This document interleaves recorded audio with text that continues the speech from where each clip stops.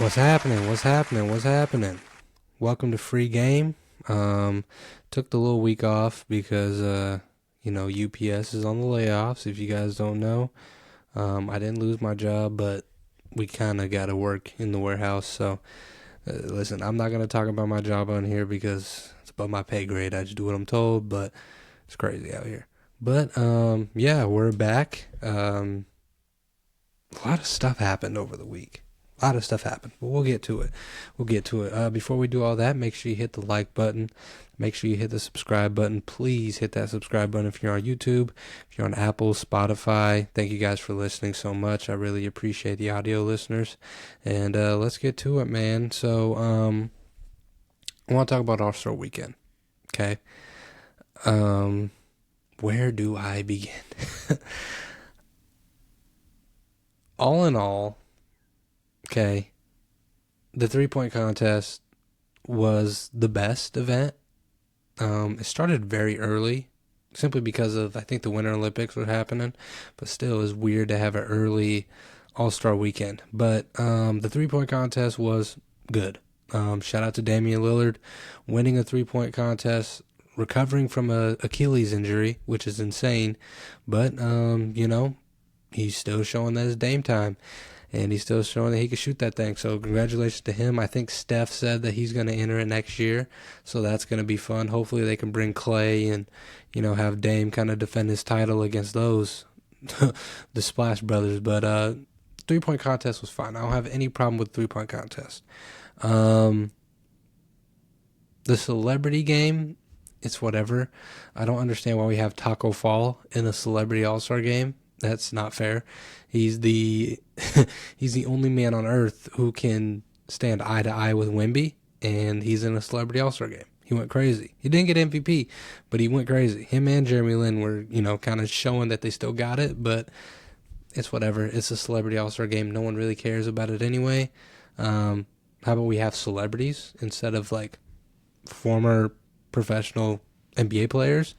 But, whatever floats your boat, Adam Silver. Now,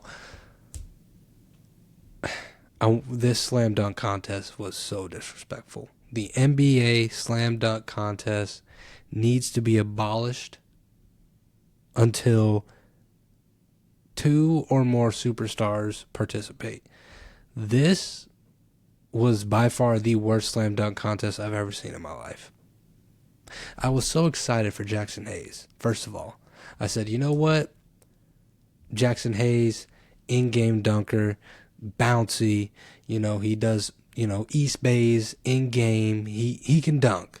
Like, he could actually dunk, and we know who Jackson Hayes is. Okay? For Jackson Hayes' first dunk, he did a dunk that I could do. Well, I used to be able to do. But what are we doing? And poor Jace Richardson, first of all, I didn't even know Jace Richardson was in the league. He plays for the Orlando Magic. I knew that Jason Richardson had a son, but I didn't know Jace was in the league yet. And he might be the first person in slam dunk contest history to have a concussion in the NBA slam dunk contest. Thankfully he's all right, but it was just a shit show. Like, we really need to figure out the slam dunk contest, forget about it, or have something else involved, because it's getting bad. The NBA slam dunk contest used to be the staple of All-Star Weekend. It used to be the best thing out of the whole event. It's better than the All-Star game. It's better than the 3-point contest. Better than the skill challenge. The slam dunk contest was the cream of the crop for years. Probably since the All-Star Weekend ever existed. The slam dunk contest was always going to be the heavy hitter. And now we're getting to a point where, shit, if Mac McClung would have entered in this dunk contest, he would have won again. It would have been a 4P for Mac McClung. Did you see the stuff he was doing off camera? I don't know, guys. Maybe just add the one-on-one competition in there. Other than that, I'm cool without it, to be honest with you. I'd rather not see anybody dunk and just go relive the memories of the old slam dunk contests and the ones with Josh Smith and Amari Stoudemire and Gerald Green, obviously Aaron Gordon and Zach LaVine. This is just doing a disservice to all the dunk contests prior. All the dunk contest winners, all the great dunkers that even didn't win, but still put up great performances. Dunking on their first dunk, being creative. Now listen, I understand that most of the dunks that you've seen have been done already, so that kind of loses creativity. It's really hard to do something new in the dunk contest. It is. I get it. But I don't know. Don't do a one-handed tomahawk your first dunk, Jackson Hayes. Maybe do something, I don't know, that no one else could do. How about that? Why don't we... This is the only thing I'm for cash prizes. Why don't we put up a cash prize, a massive cash prize for superstars who enter? Incentivize the superstars more than the people who would just say yes because they don't have a name. And it would give them a name. Shout out to the dude who won it from Miami. Kudos to you. No offense. I didn't know who you were. I only knew Jackson Hayes and Jason Richardson's son. That's it. Sorry. And, it was cool. He dunked over E40. Cool. What are we doing here? Where's Ja? Where's Anthony Edwards? Hell, I'll even take a 41-year-old LeBron James over the stuff I'm seeing. Absolutely terrible, absolutely disgusting, and we need to figure that out because if we're not going to have any dunkers, if we're not going to bring outside dunkers who can do way better stuff than what we're seeing, you can find guys on TikTok in random LA fitness gyms is going crazy. Go give them a call. Offer them $500,000 if they win. Fuck it. $1 million if they win. It'd be better than this. I tell you that much. If not, add one-on-one. I think a lot of people are insisting in that. I think they would recommend that, and I personally would recommend it because this is ugly. This is ugly, and Adam Silver needs to figure that out. But let's get to the thing that I want to talk about most, and that is the actual All-Star Game. Now, if you guys haven't followed me at all over the past 2 or 3 months, I was pushing the free game format. Now, what is that format, you ask?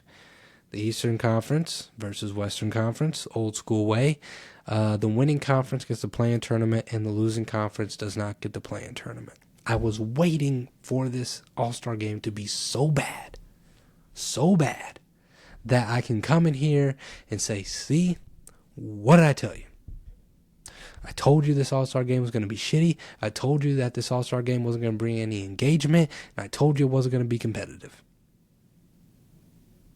Now, I won't say, okay, that this format proved me wrong because there's still a lot of flaws in this format. Not the format's fault because of the lack of participation from, major superstars. But I will say this. It was cool. The All-Star Game was cool. I think Kawhi going for 31 in 12 minutes was insane. I think that was good. I love the way Wemby is acting. I think that his mentality and his demeanor already puts him above a lot of people on, the world side saying, hey, this kid is serious. Like, we need to watch out for him. Because just the way that he's wired, you can tell, that's a good trait to have. It was cool for 2 games. And then at the end, the old guys didn't have any energy and they got blown the fuck out. And Jaylen Brown, you need to have your all-star selection terminated. Because the last game, every time it touched your fucking hand, you shot the ball. Very bad basketball. I was very mad. I get it, it's an all-star game, but what the fuck are you doing? Every time it touches your hand, you're just pulling that bitch. I don't know. But I would say this, the format was, I guess you could say, a success, simply because it did better ratings last year. There are some comments about the actual attendance, because when you talk about the Clippers' new stadium, they have lights built in the seats, and when you're watching on the TV, it's very like dim, and then the court is lit up, kind of like MSG a little bit, and then you just see the lights like kind of go back and forth to make it seem like it's phone lights or something, or it's packed. But who cares? I'm not here to debate it. I think I enjoyed it for the first two games. Seeing Kawhi go crazy was awesome. Seeing Victor Wembanyama go crazy was awesome. Seeing LeBron go crazy was awesome. Close games were good. Competitiveness was there. And I would give this format the benefit of the doubt because not everybody played.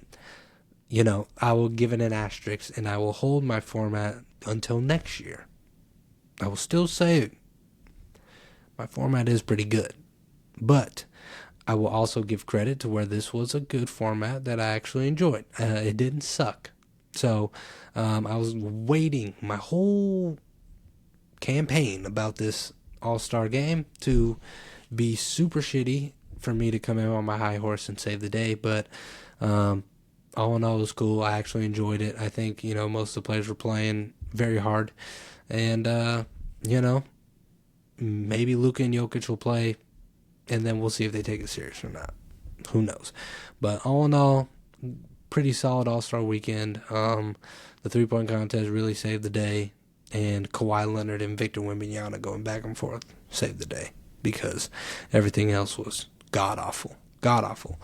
But I think that is it for the All-Star weekend. But staying in the NBA, there are some new up-and-coming requests coming from the Commissioner Adam Silver when he talks to his, league meetings and talking with all 30 GMs. And I think taking's going to be over. He set out, I think, what is it? 1, 2, 3, 4, 5, 6, 7 proposals. Not all of them I don't think will stand, but some of them he will say there will be a change to where you cannot tank in the NBA. Before I get my thoughts on it, let me name the 7. So, first round draft picks can be protected only for top 4 or top 14 plus selections. Lottery odds freeze at the trade deadline or a later date. No longer allowing a team to pick in the top 4 in consecutive years and or after consecutive bottom 3 finishes. Teams can't pick in the top 4. Teams can't pick in the top 4 the year after making the conference finals. Lottery odds allocated based on 2-year records. Lottery extended to include all play-in teams.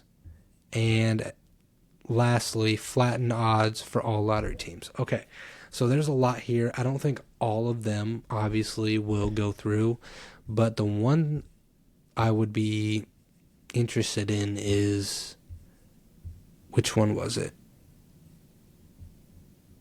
Oh, lottery odds freeze at the trade deadline or later date. Okay, here's my thoughts on that. So, in the NBA, let's just put this scenario, right? So the lottery odds would freeze at the trade deadline or a later date. So pre-All-Star break. Okay?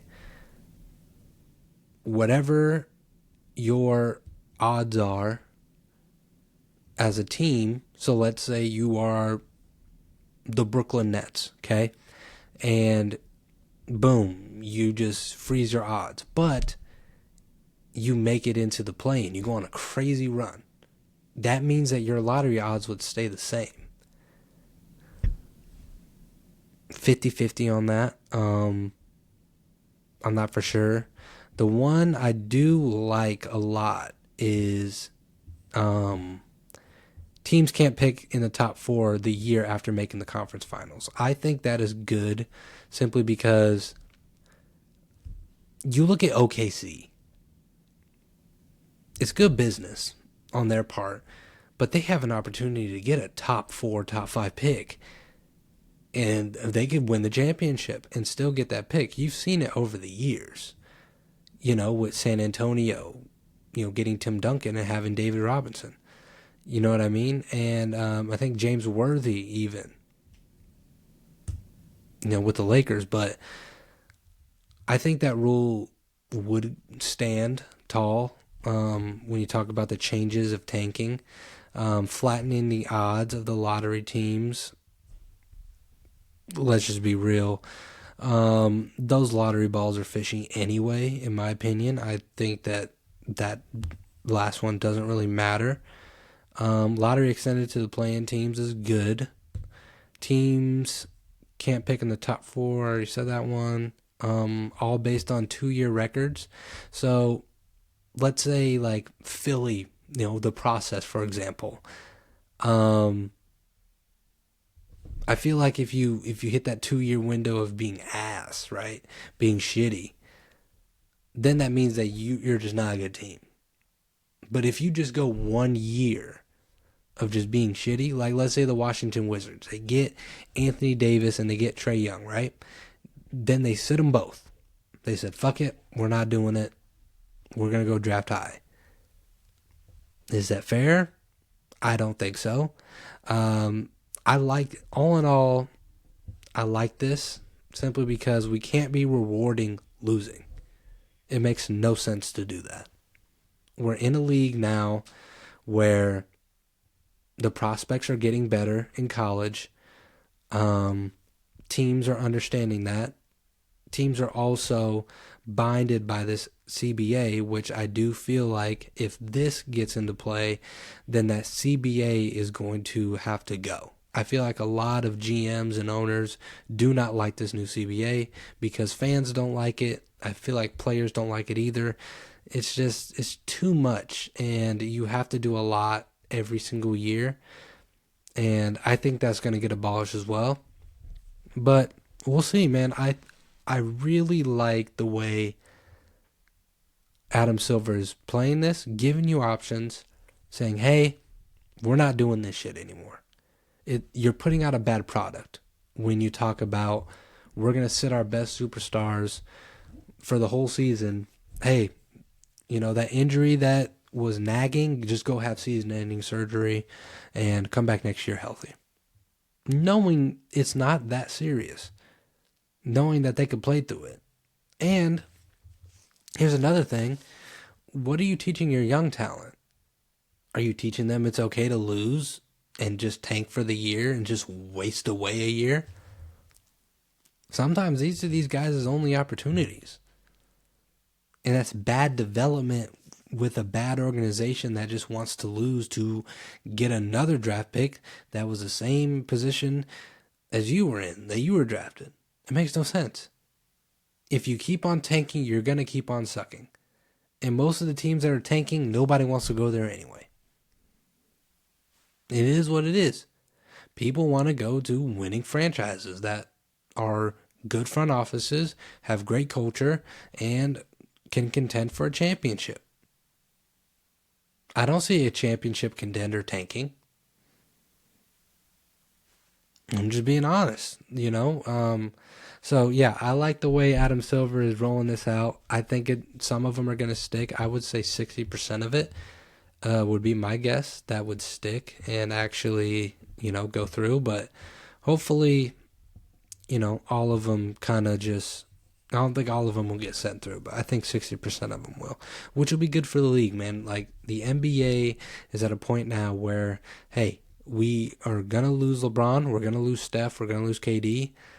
We need to build this product up even more in order for us to be back at the top with the NFL. Not above it, but right with it. And, I think this is a good way to go. So that is it for the NBA. Baby Keem's album dropped, man. And let me tell you guys something. I am not the biggest Baby Keem fan, right? But I will say this. I have a respect for him simply because it's just like, I know he's with Kendrick. I'm a Kendrick fan. They're cousins. So it's kind of like, hey, if you listen to Kendrick, you got to listen to Baby Keem. And, I listened to his other album. It was cool, but it wasn't really for me. This one is so good. Concise, 11 tracks. I think what the total time's like 37 minutes. A very easy listen. Out of 11 tracks, I think I would go 9 for 11, 8 or 9 for 11. Great fucking album. Great album, guys. I'm telling you. Now, I wouldn't put it over Don Toliver. Okay? I still play that Don Toliver. That Don Toliver album is insane. But I will say this. I think it's better than J. Cole's. Sorry, J. Cole fans. Maybe I'm saying that because it's an easier listen. Less tracks. I think better production on some. A lot less filler. I feel like there was a lot of filler with Cole's album because of a lot of songs. But I don't know, man. Like, just great music. No Security to open up the track, and then you go right from No Security to Casino. Casino is going to be a hit record. You're going to be hearing that in NBA games, in the NBA Finals. It's amazing. Birds and Bees, cool. Good Flirts, great song. House Money, love it. I'm Not a Lyricist, also great. And there was a freestyle one that I really liked. What was that one called? It's like Circus Freestyle. That one is amazing. Circus Freestyle was amazing. Sex Appeal with Too Short was great. And, one of my favorites was No Blame, simply because there was a story behind it about his mother, right? And how he doesn't blame her for how pretty much she abandoned him. And it was beautifully told, introspective, great album. He produced most of the songs. Obviously, he had some Kendrick features and, Kendrick hooks, but, it wasn't really littered with Kendrick, which is great. If you have Kendrick, you throw him in there. But I think he held his own, man. And it's a really, really good album. Really good album. I liked it more than J. Cole's. It's not a slight to J. Cole. It's just that 11 songs, man, 37 minutes, and they were all, really good.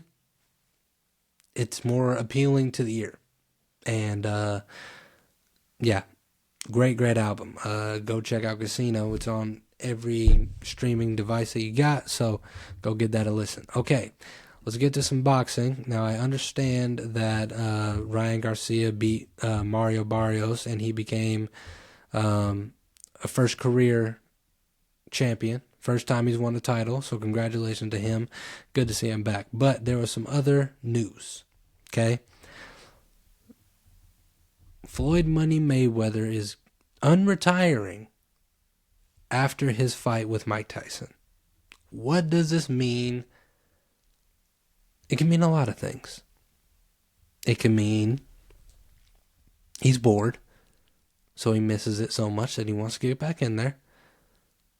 It can mean he still thinks he's really good, so he wants to get back in there against the young dogs in whatever weight class he's going to be in, or the one that I fear the most. He's broke. That's the only reason I could think of for him to come out of retirement after the Mike Tyson fight. Now, the Mike Tyson fight is going to sell a lot. Two of the greatest boxers of all time fighting each other, doesn't matter what age, people are going to watch, right? You can go through all your exhibition rules. You can go through all the, you can hit me, you can't hit me here. Who cares? You're going to watch just like you always watch. But for Floyd to unretire and want to fight professional, why? That's my main question. Why would you want to do that? Do you need to do it? From the outside looking in, no. You're undefeated, 50-0. You're one of the greatest boxers of all time, the greatest defensive fighter of all time. You've made tons of money. Why do you need to unretire Floyd Mayweather? Maybe he doesn't have any money anymore. There's been rumors going around, allegedly. I'm not saying that he's broke, okay? I'm just saying it doesn't make a lot of sense to me. Now, it may make sense to a lot of people, and trust me, I love Floyd, and I'm excited to see him actually fight a professional fight again. But at 49, dog, 49 years old, 48 years old, why? Have we gotten to a point in boxing where it's this bad for Mike Tyson and Floyd Mayweather to save the sport? Has it gotten that bad? And another question is, who is going to sign a 49-year-old Floyd Mayweather to their boxing promotion? Is it going to be Top Rank? Is it going to be DAZN? Matchroom? Is it going to be PBC? Or is it going to be Turkey Al-Sheikh? Floyd loves money, and Turkey's got a shit ton of it. Who's to say that Turkey didn't offer this man a huge bag to say, hey, Floyd, 2 to 3 fights, blank check. That's it. That's it. There's only one man in boxing that can do that. And that's the man with bottomless pockets. So, is it a good idea? I don't think so. I think it's crazy. And I think, young up-and-coming boxers would love to have that 50-1, and they be the reason why you have the one loss. So they're going to be hungry. I don't know, man. I hope he's not broke, because that's the only reason why I could see him boxing again. Like, it is absolutely insane to do that. Crazy, crazy, crazy. I would love to see who he would be matched up against early. I don't think he's going to be fighting for a world title fight, his first fight out of retirement. But, yeah, I would love to see who would be the first person to step in the ring against Floyd Mayweather at 49 years old. Sadly, guys, yesterday, it pains me to say that a young wide receiver out of Minnesota passed away. I would like to say rest in peace to Rondale Moore. He died at the age of 25 yesterday from a self-inflicted gunshot wound to the head, and he was found in his garage. Heavy stuff, obviously. When you hear, the reason of the incident, it doesn't look good.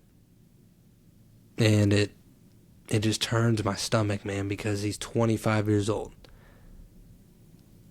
Now, that's my brother's age. And now, like I said, they're still investigating, and um, but all I've seen was he, self-inflicted gun wound to the head, and trigger warning for anybody that has dealt with that. But I would just like to say this, man. It doesn't matter how much money you make. It doesn't matter how successful you are in whatever field that you're in. There are people in this world that look okay. Look like that, they're fine. They're good. Even if you call them, they seem like they're good. But you have no fucking idea what demons they are fighting every single day. Money can't fix it. Some of the most richest and wealthiest people have terrible mental health problems. And they do what we think they do. They self-transition because they can't take it anymore. Because they hold that stuff in.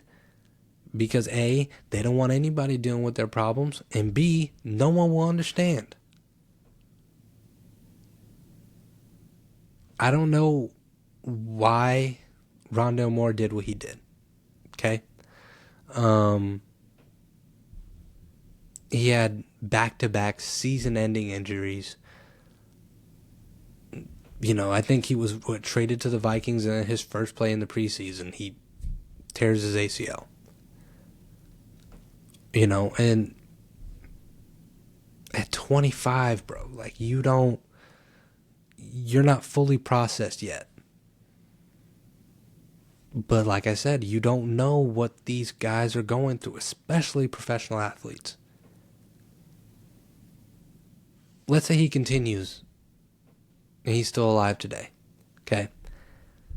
2 back-to-back season-ending injuries. As a wide receiver, your knee. You're going to be labeled as injury prone. What does that do to your status as a player? Teams aren't going to want you. And if they do want you, it's a risk. So they're going to pay you less. So that means it's less for you. And that means that it's just your whole dream is just withering away. All because you got injured twice. Because that usually is what happens when you get, labeled injury prone. You get injured twice, you're injury prone. And that stain and that stigma and that label on a professional athlete is costly. Because now it's going to cost you money, and now you got to go rehab, and rehab is way worse than any other training you can do. Now, I don't know the situation with Rondale Moore, but I can only imagine it had to be some serious, serious stuff for a 25-year-old NFL player to take his own life this young. And listen, guys, there is something going on with my generation and younger. I don't know what it is. I consider myself a mentally strong person. I don't let a lot of things get to me. And if they do, I worry about it when I'm by myself. But I have people I can talk to. I'm thankful that I have people that I can talk to. And when I hear, stuff about this, man, and just Rondale Moore and his 25,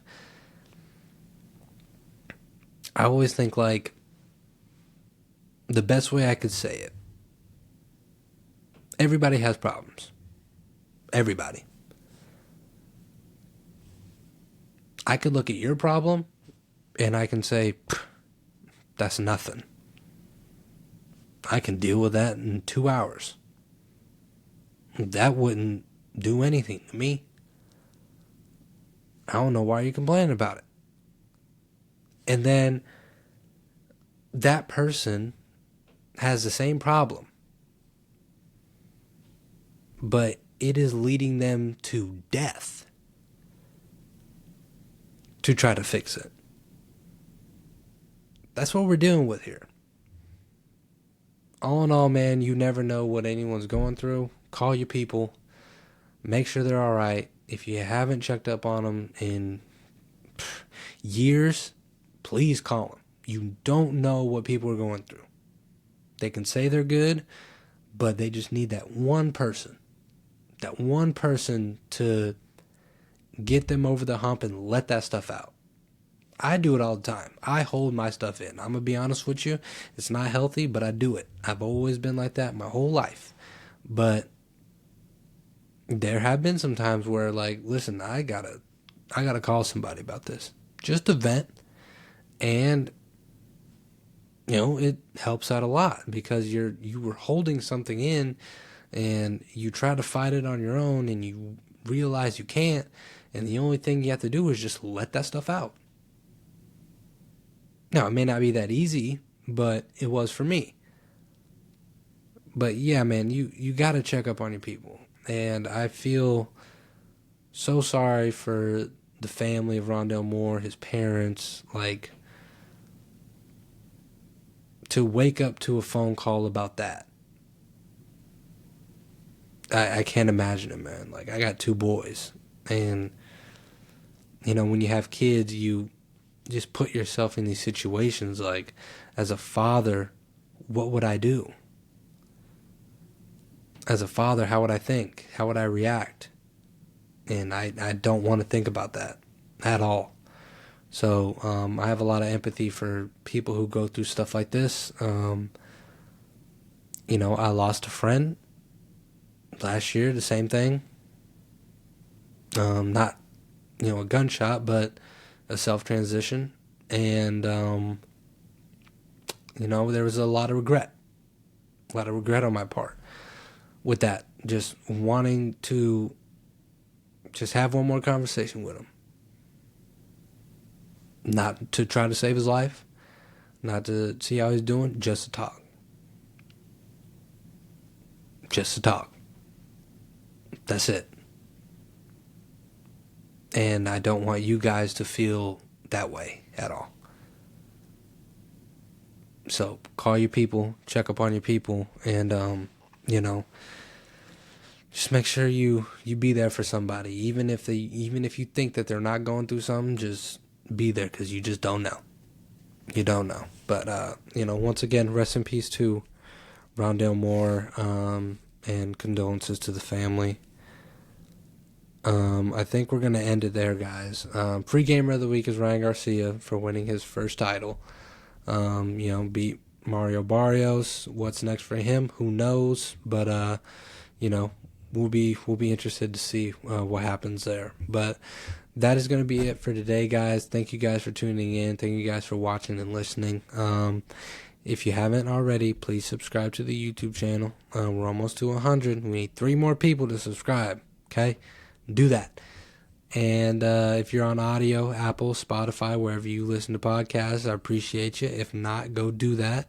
And this is Free Game, and I'm out.